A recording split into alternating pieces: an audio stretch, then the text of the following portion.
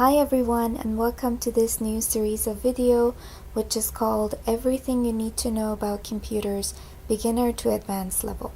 In this series of videos I decided to cover everything from the beginning to advanced, so anyone who doesn't have any background knowledge in computers can still follow too. And it's going to be an extensive series of videos.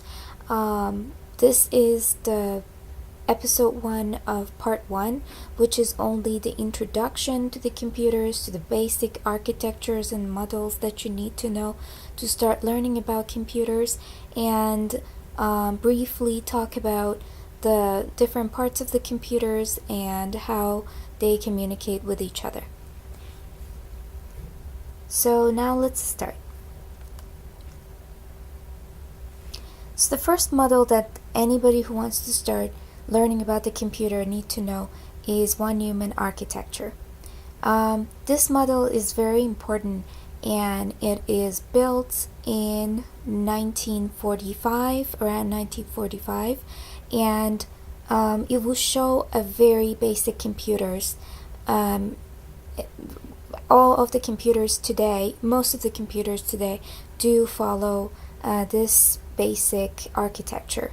They're of course way more complicated, but basically this is what they do.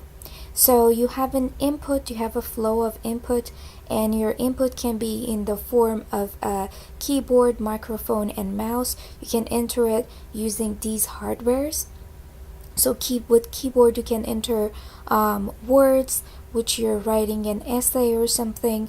In Microsoft Word you can use keyboards, or you use microphone if you want to record your voice or certain things like that.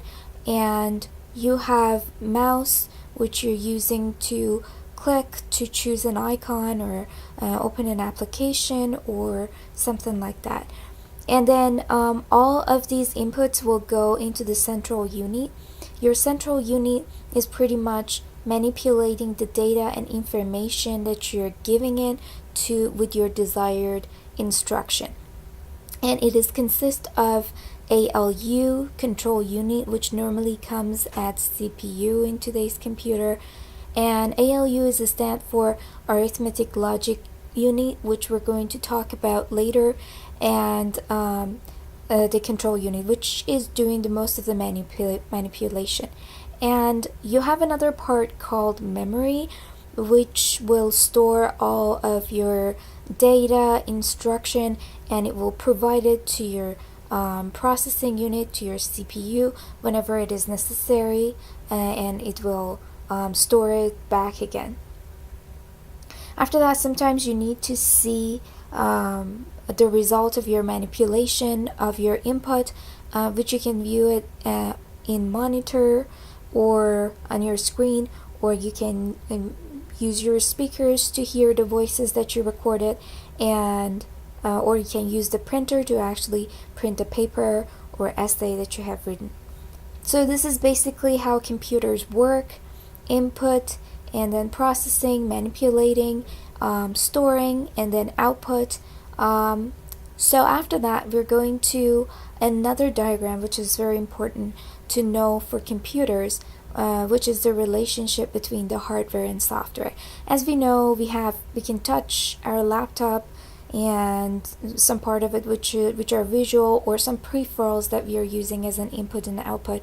All of those are the hardware part of your computer, which you can actually touch.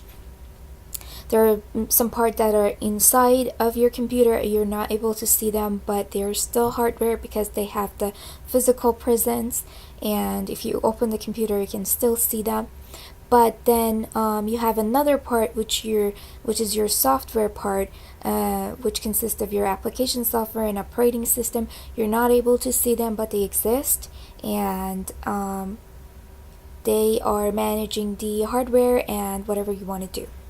So hardware are directly in contact with the operating systems. Operating systems are pretty much the management applications for the hardware, or management softwares for the hardware and application software. So operating system is the median between hardware and application software and the user. What they do is, for example, if you're opening a Word document and if you want to save it, operating system is the one who's dealing with all the process that will take to save a file. Or if you want to print a file, operating system is the one who contact with the hardware. When the application software send a request to operating system will send that request to the hardware and know exactly where to look for it and what to do in order to print your file. So if it makes your life more convenient, it makes everything easier by managing all of your tasks. And then you have your application softwares that are they are the softwares that you're using every day. For example, PowerPoints, Excel, or on your mobile or cell phone is your Google Map, or browsers like Mozilla or Firefox. These are all applications that you're using on a daily basis, and all of those applications are in contact with the operating system and with the operating system to your hardware. And we're going to go more in depth about these relationship and what each one consists in the future. But for now, we're just going to start having an overview of what hardware, operating system, and application software is. So, as we said, peripherals like inputs and output devices are still hardwares. And here in this picture, I draw a yellow line around the input devices, and I draw a red line around output devices. As you can see, keyboard is an input, of course, because you enter all of the information that you want by by typing, and then whatever you write or anything that you clicked on, you're able to see it on your monitor. So it's going to be an output. So we have an input, we have an output. Sorry. And then you have CD or DVD. As you can see, it has both the yellow line and red line. That means that DVDs or CDs or USB can pretty much be used as both input and output, because if, for example, you have a DVD of a game, or if you have a DVD of a movie, that is going to be your input. So you will input something in your computer and you will show it on your monitor, which is your output. But sometimes you have an empty DVD, a CD, or a memory stick, a USB, and you burn something on it from your computer, then it's going to be an output, because it gives you an information, it gives you an output.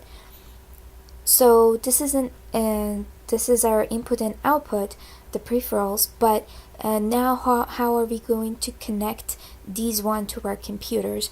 Because you have different type of inputs and outputs, and you need to be able to connect them individually to your computer and be able to use it. So for this, we have different types of ports that we are able to connect them, and each one of these ports have different specifications and they have different functions. They are for specific devices, which we're going to talk about more in the future videos. And now let's talk about the parts that are inside of your computer and you're not able to see them. So the first and most important part, of course, is CPU. Most of the manipulations take place in your CPU. Calculation manipulation mostly happens in your CPU, and your CPU is pretty much the brain of your computer. And then you have graphic cards, you have hard drives, you have RAM, which is your memory, and you have your motherboard, and your CPU is going to be mounted on your motherboard. And then you have your power supply, which is pretty much the heart of your computer, because it gives power, like the body that give nutrition with the blood. Power supply give power to different parts of the computer and keeps it running. And well, this is the hard drive inside of your computer. And then let's look at a couple of operating systems. There are many operating systems. There are not as many as application softwares, but there are some very familiar operating systems like Windows, iOS, Linux, and Android that you're using on your computers or your phones. And yeah, that's pretty much about the operating system. And we're going to go more in details about how they work, what are their functions, and different types and structures of them later. And the last part we're going to cover in introduction is our application softwares. We have so many application software, and every day there is different type of application software that will get created and go out there. Not all, but most of the application that you buy from app stores are application software. PowerPoint, Google Map, Instagram, Facebook, so many applications that you're using on your computer are application software, and we are going to talk about them later and how to create one, and so many things more. So see you in the next video, and I hope you enjoyed this video. Bye!